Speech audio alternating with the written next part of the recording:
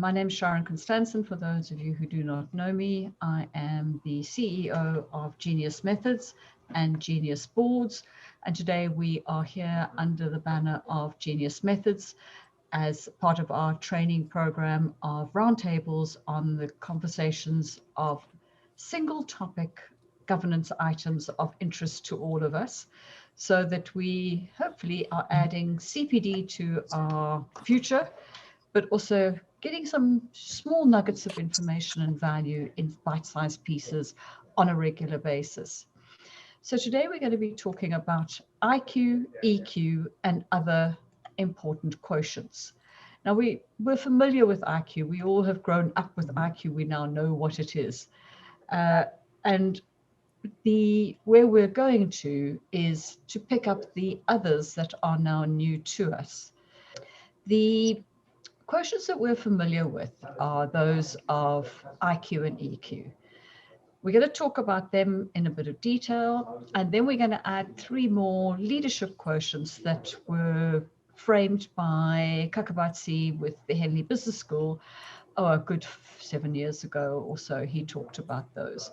So we're going to pick those up, and then we're going to talk about the additional 5 quotients that Genius Methods has delivered, and talk about the importance of those in creating a balanced director. So that's what we're here for today, and what we're going to enjoy spending time together doing. And at any time, put questions up in the chat box, please, guys. I will watch the chat box so that we can pick up any of your questions from there. And then if there are any specific things and you haven't got access to the chat box, you want to just shout, wave a hand, I can see those things happen as well, which does add to helping me out. All right, so let's move forward to Kakabatsi's leadership quotients that he makes reference to. First of all, we are born with an IQ, with a capability, with a technical set of skills, known as our cognitive intelligence, and most of us were tested at some point when we were younger, and most of us haven't a clue what our IQ is. Some of us know that we've got better IQ than somebody else. Some of us know that we've got a capability that's more skewed towards a certain technical or mathematical or creative or gift of the gab. We have our different abilities in different areas, but the IQ is the cognitive ability, the ability to be able to do logic, to apply it, the more technical skills side of who we are. I have not gone into it in a whole bunch of detail. That's not the point of today's exercise, but just to understand, that's what you're born with. Now, according to a text I read recently, it says that you have got influence over all these 5 quotients. I'd like us to talk about that in a moment. Influence on your delivery. So in other words, what are the things that are going to make you a good leader that are of a quotient nature? One is our EQ. Now we know about that. So if we start talking EQ in a certain way, those with high IQ will say that you've gone into the pink fluffy stuff and they don't understand you, and that's not important, and that's not what I want to focus my time on. So somebody's very high IQ is not very tolerant of very high EQ. It's quite an interesting dichotomy. So quite often you find CEOs, their most unfavored person in the executive team is HR. They see HR as a cost, finance see HR as a cost. And working recently with a FTSE 250 company who had this culture, absolutely had this culture. They never had an HR person in the organization, and they had somewhat around the value of 45,000 blue-collar workers throughout the globe, and they didn't have an HR function. So it gives you an idea of their attitude towards HR. They brought in an HR person, somebody extremely experienced in transformation, large corporate environment with good corporate experience in HR. And there was no way she could become empowered because the CEO didn't believe in it. The board didn't believe in it. Finance didn't believe in it. And the churn continued. It was brought in because they sort of got to the idea that from a finance perspective, the high degree of churn, 30% churn per annum in their staff, which is enough. I see 1 or 2 of you looking up in a hurry, thinking, yeah, that's exactly what I said. 30% churn in their staff is very, very high, and that's very, very costly to an organization. Anyway, she did about 3 years of fighting the system before she moved on to more lucrative places where she could at least make a difference and have an influence. So it's really quite a sad thing that we've got, that this understanding of each other's strengths are not fully valued and revered in the way that it should be. So when I'm talking about EQ, I don't talk about EQ or as a word too often. I tend to talk about social skills, communication skills, engagement skills, those kind of skills, because an IQ person will hear those. An EQ person will absolutely understand those. But if I start talking about emotional intelligence, IQ person's already gone. That's women being hysterical, is their immediate visual image, which is of course not what we're talking about. We're talking about empathy. We're talking about understanding. We're talking about listening. All the things that are so critically important that IQ person can be successful in their boardroom is they need this counter. They need the EQ in their boardroom, because otherwise nothing is going to work. So careful in whose company you use which words so that you get the win. Otherwise, you won't get the win. You'll end up with the blockage, which is obviously not what we're looking for. Kakapatsi talks about moral skills. Now, we had a session earlier on ethics, doing the right thing. We covered that in terms of culture and leadership of an organization, and we've also talked about integrity.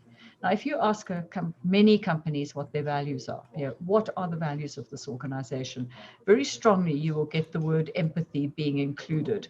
Empathy, integrity. Integrity is a common one that we see, as is trust, very common as well. And so is your ethics, moral compass, doing the right thing. Certain organizations you work with, you say they naturally are in their DNA trying to do the correct thing. Others you look at and you think that they're not geared that way to do the right thing. They are doing what is finance orientated, what's bottom line orientated. They might be quite wasteful of certain assets. People can behave in lots of different ways, and that doing the right thing makes it such a difference to work with an organization, which I work with so many and such a wide variety of organizations, that it's really makes such a difference when you've got a chairman, a company secretary, a board, and an executive that all want to do what the company is focused on. What is its mission? Why is it there? And do they value being there? Do they enjoy being there? Do they enjoy working with the company? All makes such a difference in the work that I'm doing. So things like ethics and integrity and doing the right thing are so important. Now, we did talk about the King Code, having the word ethics in the corporate governance code, and the UK code not having the word ethics, but we do talk about integrity and sustainable future of an organization. So we do it in a slightly different way in our code. Next leadership one is PQ, the political acumen. Now that comes with a big P, little p. So we're not the big P of being a Conservative Party or Labour Party or the Green Party. We are more talking about how we negotiate the minefield of working in a business environment as part of a team, part of a board, part of an exec, and how do you get all of this to work together in a cohesive, successful way. Now, sometimes you will hear a company secretary might say to an exec, I suggest you take that sentence out of that paper. That's just going to raise a red flag, and you're going to end up going down a rabbit hole, because that is going to fire somebody, certain director off in a certain direction on what is going to be their pet topic or subject or whatever it might be. It's also working within the environment that you're in. Some people are very capable of looking around the room. This is mindfulness. That person's things that are going to be important to them. That one I can watch body language. This one I need to listen to the nub of what they're saying. This one's going to go around the houses before they get to the point. This one's got a cultural aspect where they get bored with the conversation. They want to get to the point. The other one's going to take 3 hours to catch us up. that whole, how do you work within that political acumen, and also knowing who's got what agenda. What agendas are they focusing on? Is it money? Is it me? Is it the business? Is it the budget? Is it the bottom line? Is it the year end? Is it trying to get work done in time? You know, what is somebody's real key focus that you've got to work around all of them and bring them all to your purpose so that you can actually get focused on what you're trying to achieve in your organization, in your element of the organization. And then you have the resilient quotient. This is very critical. And because if you're not resilient, like as in COVID times, we know how people are taking strain at the moment. Lots of people are taking far more strain now than they were a year ago, when it was almost quite innovative to be locked down. It was different. We could see the end of the tunnel. What we didn't realize is it was the train. And now here we are a year later, we're still starting to think it's not the train anymore. Maybe it's the real sunlight that we're getting to see, but people are getting tired of it. But also in a business environment, if you take a look at, you're going to go through board meeting after board meeting after board meeting, trying to get a topic or a discussion or a debate or a decision made. The resilience, the patience, the engagement that is going to be needed to get your point through, to get your investment, to get the board to move forward, to get new directors, to form a committee, all the things that need to be done don't happen because you want it. So it's quite important for us to understand where we sit in our resilience factor. Some people can do 3 things at once and survive without any sleep. The next person needs 8 hours sleep every night. Otherwise, they're completely unplayable. How much sleep has your colleague had? What sort of mood are they in today? Are they in a frustrated space? How can you support them being resilient? How can you help them to work through it? So what he's saying is those last 4, you have an influence over. You can learn them. Now, I can't remember, I do so much training at the moment where there was this group or another group that I shared the story of a gentleman who had come up through the McKinsey management program.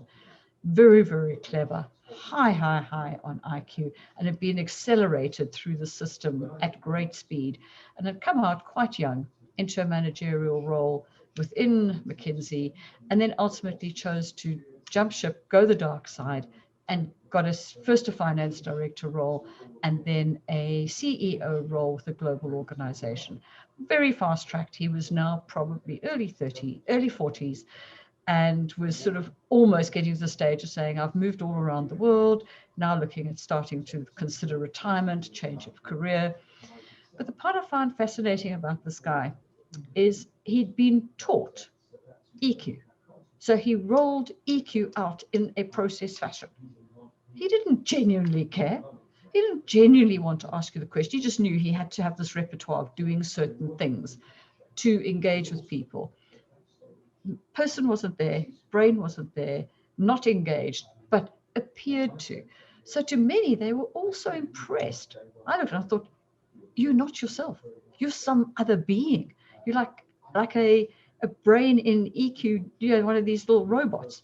You're behaving literally like a robot. And if I stop talking, you probably wouldn't even notice I have. You probably haven't a clue what I've just said, and you no interest whatsoever. So be careful that when you learn any of these things, that they are within your authenticity. Who are you?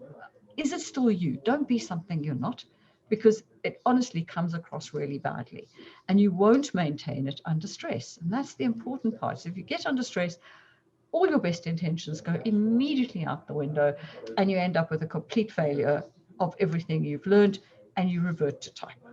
And that's when you see the CEOs, chairman losing it, for want of a better word, because their real DNA is coming through. So yes, we can learn emotional intelligence. Absolutely, we can. We can learn moral intelligence. We know what's right. We can be taught what's right. You can, through experience, know what are the right kind of decisions for your organization.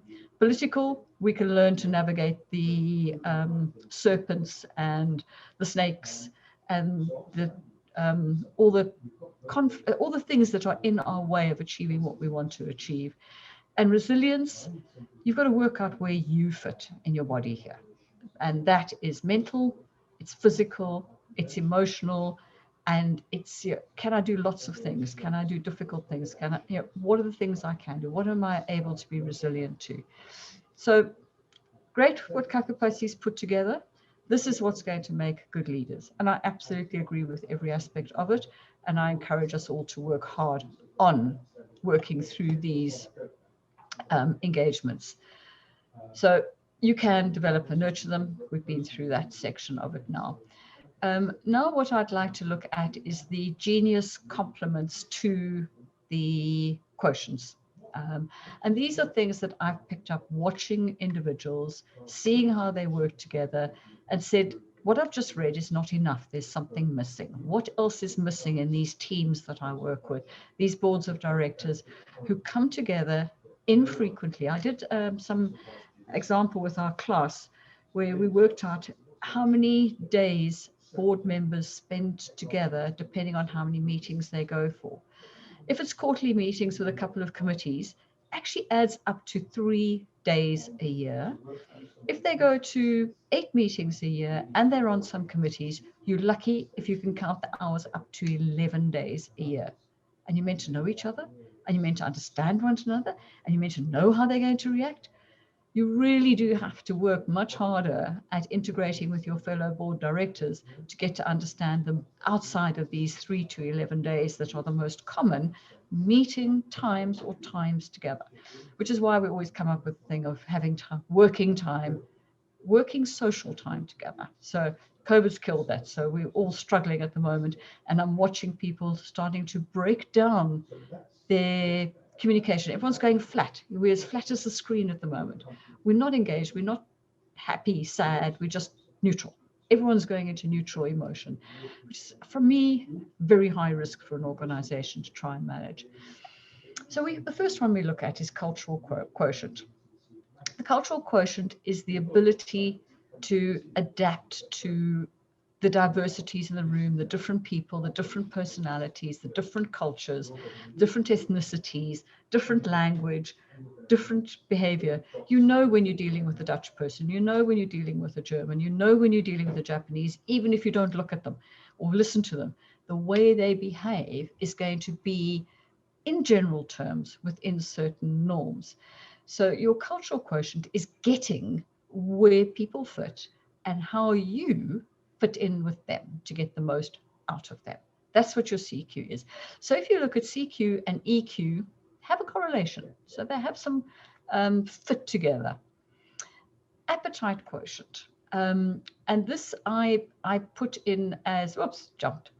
Your appetite quotient is the ability to take on risk, ability to take on change, ability to take on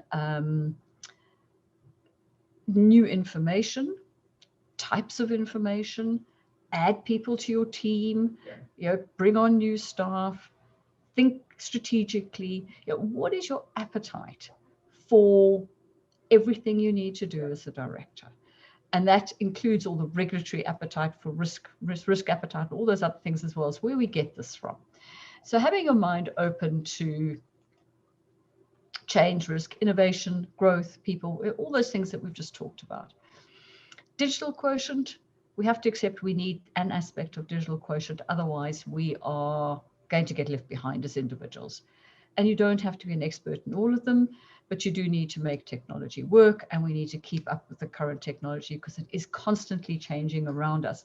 And if we don't keep up with it, it's going to leave us behind. I got a new phone the other day. It arrived with a warranty, nothing else, nothing. Intuitively, you've got to work out how to turn it on, how to turn it off, go onto the web, find everything you need. Nothing's given to you other than the instrument. So in the digital space, boards need to have the ability to assess very difficult decisions in the digital space all the time. Do you invest £1 billion, small numbers, rands, for example, or £100,000? Or do we have to do a 5-year change management project that's going to take us £5 million? What is the decision we need to take? And there's no easy answer to that. And to work with the knowledge you have typically on a board is the most dangerous thing you could possibly do. Second most dangerous, actually probably the most dangerous, is employing the consultant that you've asked to give you the quote to tell you what you should do, because that's not going to work either. You need to bring in multiple views of the space so that you can make the right decisions together. Bring in independent consultants, experts in a specific area when you need them. So the more digitally quotient we become, and we teach ourselves these things, the more we can add to the questions, the debate. Ask the simple question, ask the silly question, which is so pertinent. Had we thought that if we invested in this, we haven't considered the new technology needed, the new Wi-Fi network we've needed, the new upgrade we've needed. What are we going to do with the old kit? Yeah, all these things are related, but if you don't have some idea of the questions to ask, I don't think you belong in a boardroom anymore. So we do need our directors to bring this value. Strategic quotient. Not everyone can do this. So accept it. It's a bit like IQ, EQ, strategic. You can do it, can't do it, you can learn to do it. So a lot of people are not wired to think in the unknown, and particularly not in the unknown unknowns. So this is a very difficult place for some people, totally commonplace for others who naturally find themselves in that space and can work happily with it. When you have an organization of a board, you will have both kinds of people and those in the middle. And how do we get them to have constructive conversations around strategy and going forward? And please, guys, when you're ever working in a strategic exercise for a board looking at the next year, please bring in an independent person to facilitate the conversation, because otherwise your strategic planning is a complete and utter waste of time. I've seen it so many times. No, I can do it, says the CEO. Well, then you're not contributing. I can do it, says the CEO, the chairman. You don't know what the chairman's viewpoint is, and you go round and round in circles. You don't get led to decisions, to action points, to focus. And the other one that is so critical today is transformation. Now, this is everything ranging from the tech to the people, and in the middle sits culture. So we are in a state of major change at the moment in our boards and in our organizations. And if we don't put the transformation quotient high up on our sourcing of our people that we're bringing on as directors, we are really, really going to struggle. Somebody on the board has to be able to relate to HR, to the transformation IT level. So you're needing people that will link back to the IT, link back to the people, link back to the governance, link back to the culture of the organization, to its purpose and its vision. And this transformation quotient is linking all of these things together and being able to say, this is how we move forward to be in a better place. It's the journey people that we need. And so often we have people who sit at the start and can't see the end. Others are at the end and don't know how they got there. And here we are dealing with the people that take us on that journey and can keep the pace of movement going within the organization. So that gives us now our 10 quotients. So if we put those together and we map those into a model, we map them into leadership at the top, capability, hard skills, and soft skills. And that gives us the balance of where these cues will sit in the 4 quadrants. So if we're looking at our leadership skills, we do need IQ and EQ to be a leader, because if you've got neither, you're not going anywhere. But your soft skills is the EQ side, your hard skill is the IQ side. Your resilience quotient is very important in the leadership side. So I put that more as a hard skill, because that is, you actually need to get that one done. And then on the capability side is appetite, digital, and strategic. So they are the harder side of the capability. Then on the soft side, we've got culture. As we said, culture and the EQ sit very close with each other, as we do with the journey of transformation, and the political and moral, which is where we are using our intuitions, our communicative skills of engaging with other people, being mindful of others, putting ourselves in other people's shoes. So this creates what we call the genius quotient model, which puts our 10 together. Now, if you had a look, you're not going to get all 10 in one person. Forget it. You'll get many balanced directors.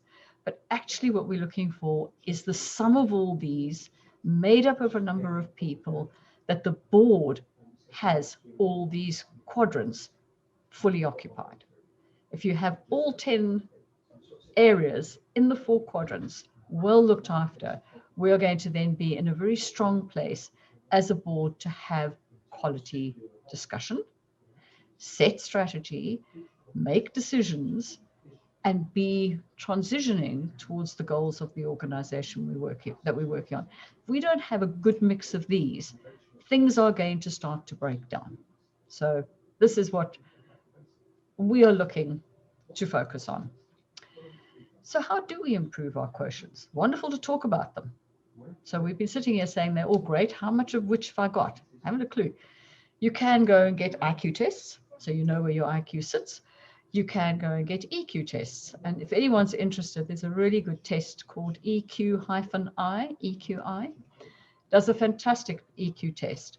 And the information, I think in 11 different sections, 11 or so sections, is very, very insightful for yourself.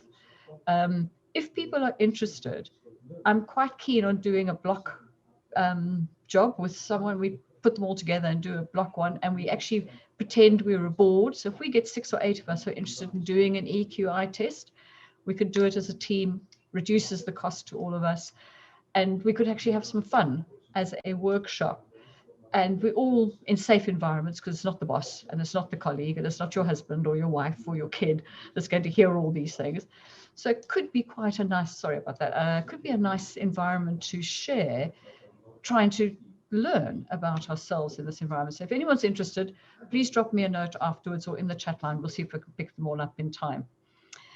So how do we improve our quotients as directors? The first thing, other than going to get these 2 tests, you can do the moral DNA test. I don't know if anyone's done that one. That's a very good one. And you can do a light touch Myers-Briggs one, which is going to cost you $90. Not expensive either, with a very good report if you pay for it. Otherwise, it's just an exercise. But doing those 3 tests gives you an idea of where you sit in your 10 quotients. And you can map yourself high on this one, low on that one, create yourself a spidergram of where your strengths and weaknesses are. And based on that, you will have learned a lot about yourself. You will then, looking at somebody else, will say, I think I get where you are on some of the stuff. It's obviously if you've got the ability to translate the information gained into another environment and put your feet into their shoes. Then work at changing yourself and what you'd like to be. If you look and you say, look, my EQ is quite low. I worked with some academic directors once, and I had 16 of them together, and we were doing a training course on how to be a NED. I get now why the PE firm wanted them to go through this training, because this team was very difficult to work with, unbelievably difficult. And I get to about, I think we had 4 lessons. I got to the end of lesson 1 thinking, I don't think I reached a single person in the room. I was really, really struggling with them. So then looked at seeing what we could do to understand why I'm not reaching these individuals. And we got everyone to do the EQI test. And it was very simple. They were in the bottom quartile of EQ competencies, and I was up in the top quartile of EQ competencies. Now that I knew this, I got to understand what they were struggling with, because they didn't communicate. They just told the world what to do. They didn't understand that there's a 2-way traffic called ears and eyes and mouth. They just knew about telling. So when they were in the board meeting, as an academic, as a prof or doctor or whatever they were titled as, even though some of them were quite young, you now had an entrepreneur who'd come up with this innovation that the university and the PE company were funding. And you've now got this NED who's telling the world what to do in aggressive manners. And we spent the next few lessons learning how to have a conversation. You don't have to tell people. You need to listen and ask questions. They had never, ever, ever in their lives thought to ask a question. They only thought to tell and assume you're going to listen. And when you don't, they get frustrated. And then they get angry. And then their body language and the conversation, everything breaks down. So at the end of 4 lessons, we actually had people who'd found at least one of their ears and had shut up half their mouth, so that they could actually try and have a conversation. I would then get them into the teams. We'd get them back and they'd have some working sessions. And I created them an A3 sheet of paper. And if anybody wants to, June, just take a note. I will share that A3 piece of paper on how to have a conversation. So it's the looped rounds Instead of the red mist coming, what do they do to stop the red mist? How do they turn the red mist into a constructive action that gives them time to take a breath, calm, and speak normally, instead of barking out an instruction, isn't somebody so stupid not to listen to me, which is the message they were giving. And I think a lot of the CEOs' lives changed after that. And then I think what you've got to do is map out where you think your strengths and weaknesses are in the space of the 10 quotients, and then work on them. You know, find a mentor, find a coach, talk to other people, read up on it. Come to sessions like this and say, can we have a round table around cultural quotient, for example? Can we talk for 15 minutes as a group about it so that I can get my teeth around it, because I don't understand what a cultural quotient is. I read it, I hear what you say, but don't know what to do with it. So if you have any of those, we can run some workshops on some of these things to help own the space, because that is the critical part of being a balanced director. The most important thing is to get as many of these at a reasonable level. So if you did a spider diagram, took off the corners and had a spider diagram, that you would feel comfortable, that you were a really balanced individual with both intelligence being deployed, your communication skills being deployed, but also equally understanding all those around you, being mindful, and plotting this path of transition that we're going to be going through all the time in the organizations we're in, and then learning to leap up to the next level and start the journey again in a different way within that organization. So as we've just been through now, we've been through, there are many quotients, there are more. It's like biases, we could carry on forever. But I think we've picked the 10 that I find most common. If anyone would like to challenge me on one that we should replace with another, because 10 feels like a good number, very happy. Then you've got to find 2, 12 can also work. But we don't have uneven numbers. And how, when we are working with a nominations committee, this is a wonderful framework to start writing your skills requirement for a single or many board directors you're trying to bring onto a board. How much IQ do you need? How much EQ do you need? How much have you got? I've been working with an organization at the moment doing a skills matrix, but it's a much bigger project. But the important part is to bring in, how do individuals engage with the board? How do you want them to engage with each other? Do you want people that are going to pick up the phone and phone their colleague about something in the papers? Or do you want that person to remain an absolute island and never engage with anybody other than being present in the meeting? Yeah, what kind of directors do you want? Do you really want another mentor sounding board, somebody who's going to bring a dimension you don't bring if you're the chairman? Don't feel threatened. You will be a much better chairman with a good team around you, much stronger chairman. CEO is going to totally enjoy board meetings because they are going to be a foundation of knowledge and input and source of inspiration if you've got this good mix. What you don't want is that aggressive PE style academic who's starting to tell you how to do things when you're actually the innovator and it's your business, and you're getting very territorial very quickly, getting totally emotional, not EQ, you're getting totally emotional, and out comes this blast of red mist between the two of you, which is not what we're doing. So nominations committees at the moment are very much the poor cousin. And here's a support tool. There are so many that we can give to a nominations committee, but this is really a strong one. And equally, when you are writing your CV, that's fact, your cover letter to your CV, what a wonderful set of 10 words to work on, to weave in to what you're good at. Intelligence, I can do the finance, I can do the numbers. EQ, I can communicate. Resilient, I can think things through quickly. I can help negotiate and act as a mediator. What are the things that you're good at? And these 10 words will prompt you to think about your strong sets and your weak ones that you need to work on. And therefore, if you're people looking for NED roles, I would see this as being a strong support tool to being a better NED, but equally selling yourself so that you get the chance to be the better NED. So it's another area.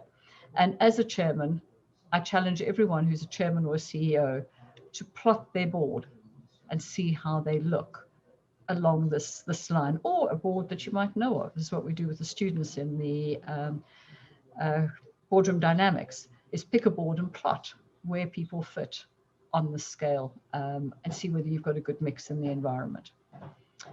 That is all I wanted to cover, other than we've got a session going on next week. But before I go on to that, I'm going to roll back. Okay, so we've got a couple of people who are saying they're up for the assessment, which will be fantastic. Optimism quotient. Oh, I do like that. That's a good one. Somebody who has a positive outlook on life can see the completion rather than the hurdle as the only next step. So having that ability to foresee, it's a bit like your transformation person, somebody who is a journey, who recognizes that value of the journey. And the optimism, I worked with a committee recently, and we were talking about doing certain things that needed to be achieved.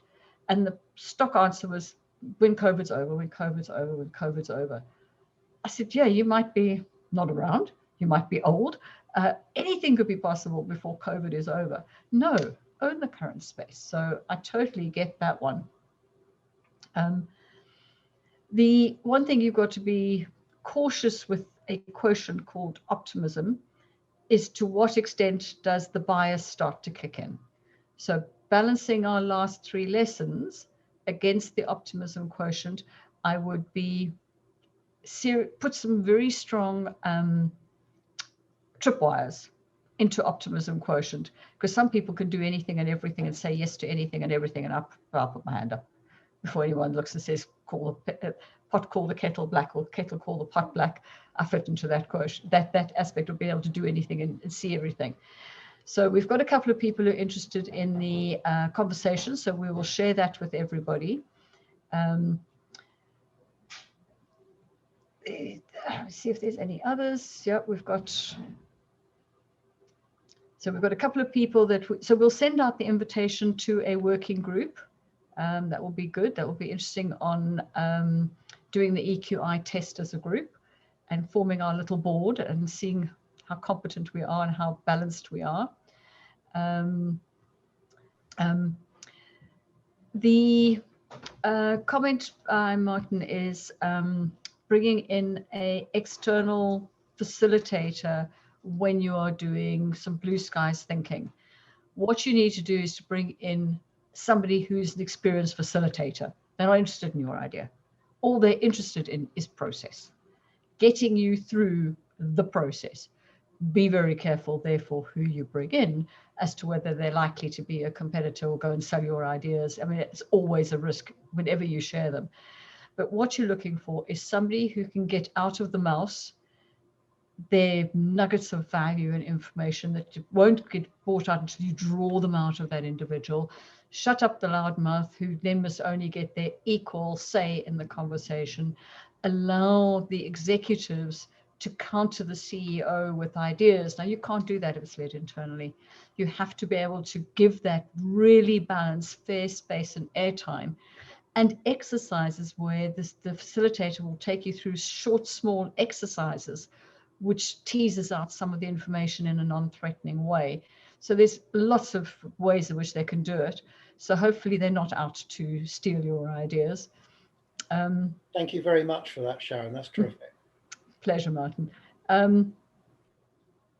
The digital quotient, somebody made the comment that having an independent. So absolutely, you don't want the supplier. You don't want somebody who works with the organization. You don't want somebody internal. You don't want a mate of.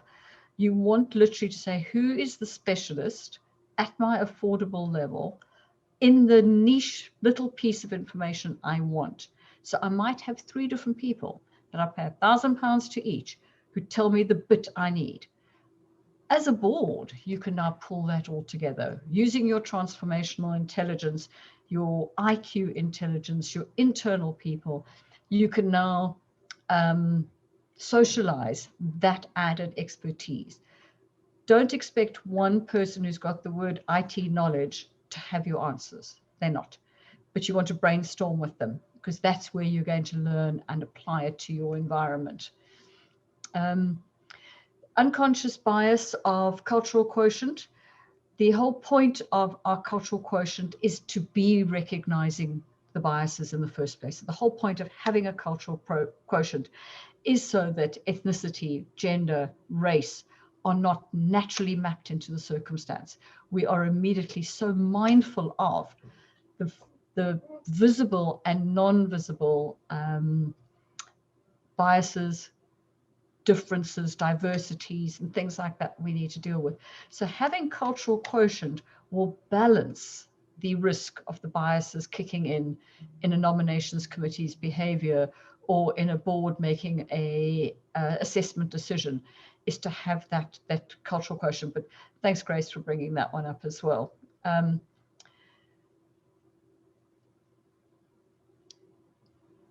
The point that was being made was around how much time people have. We always like to have on a board one person who is a sitting executive. In other words, they've got no time. But having somebody who's a current executive is going to have a very different dynamic in a boardroom. So you want those people there, at least one of them, rather than having serial NEDs that are there repeating their NED stuff and are not necessarily re-engineering or being as current as you might want them to be. So the important part of I was talking about relationships. Sorry, I lost my thought there on what it was. Oh, time of the day. Must have lost it. I can't remember what it was I was saying. I looked up and I saw, please mute your mic. I thought, oh, I've got to the top of the questions. The one I was talking about went out my head. I think what we're using here, and I think the message is coming through really clearly in your questions. We have bias, we have influence, we know it exists, it's present all the time. Our quotients are our intuition to recognize them and keep them in check. Because if we have our political quotient, we can manage these things. If we have our transformation quotient, we can manage this. Our IQ, we can manage it. So the two are sort of either side of not a seesaw, but in a way, the one is trying to influence you and the other one's trying to look after you. So if you get a balance of all your quotients in a boardroom, hopefully we will be mindful of seeing those risks that are developing due to bias that might be influencing anything from a manipulative CEO being mentioned and being overly influencing on people, which is why sometimes having breakout sessions, having smaller group discussions, these things are all really important for a board group so that you can get out of that space of being manipulated or the being influenced, biased by certain aspects. We're talking about manipulative traits. Manipulating people is not influencing. It's the negative side of people's behavior more than it is about a bias. A manipulation is, I have an outcome and I'll get it at any cost. What are the costs I'm going to have to ensure that might happen so that I get my way? That is not bias. That is not a quotient. That is misaligned focus of a leader. Very different. You don't want them as leaders. Now, I'm not sure how many of you read the book Snakes in Suits, which is where people are on the Asperger's spectrum. Very, very influential, very charming, very clever, no social caring whatsoever. They will stand on you and their grandmother, no problem, to get where they want to. It's in their DNA, that's who they are, and you're not going to change them. What you need to do is recognize them and manage them. And I've worked with a chairman once who fitted nicely into this category, and it wasn't a chairman we had the opportunity to consider transitioning from. So it was a chairman who was there. That's it. We've got the problem we've got to deal with. And it was working through that dilemma and finding a way that gave other people the skills to work with that individual so that their life was normal instead of all over the place and very disruptive. Okay, so the thing that I want, right, yeah, there's a couple of other comments there, but I think most of it I've covered to a degree. Now, what you don't want to do is to overdo something. You always want to leave the top of, at the pinnacle of your interest. I've got lots of topics still inside me to continue these nuggets. And my thought was the next one is to follow up on a little mini series of 2 or 3 sessions on diversity and dealing with the aspects of diversity and how we have all these biases, complications, challenges that come into the space, right from being one to being a leader of many. So that's what I had in mind. Is that of interest to people as the next session to work on? And just hands up physical so that I can see. Right, okay, so we're getting a couple of, and if anybody wants to use electronic hand, thanks, yep, great. So yes, I've seen some good ones. So we've talked about this a number of times in some of the earlier sessions. So I'll put together a discrete grouping on this aspect of diversity, looking at some examples of how different organizations are dealing with it. And to a degree, we will pick up whether it's a diversity and inclusion aspect and look at how different countries have dealt with some of these issues. But our focus will all be ultimately back to the boardroom and how does that fit into a boardroom environment. And then anybody who would like to share some of their diversity challenges that they've faced in a boardroom environment or in their personal lives as to how we can go through that. I mean, I just think of some of the challenges I've had of being a woman, English speaking, in a financial services or financial services industry in a country that spoke Afrikaans at that point in time. And small blondes definitely didn't fit the mold. So I get the major challenges that some of us have to deal with because we are of a diversity. Now what we'll go through is the diversities that are visible, those that are not visible, and how those impact our ability to perform either as an individual, a director, a company secretary, an executive, or to lead those organizations as a chairman or a CEO. Because if you don't get, the biggest challenge diversity has, and it's where we'll start, is leadership. Because if you can't lead it, you're going to mess it up. So if everyone's happy, we've overrun a little bit again, but then I don't want to overkill something. Thanks, everybody.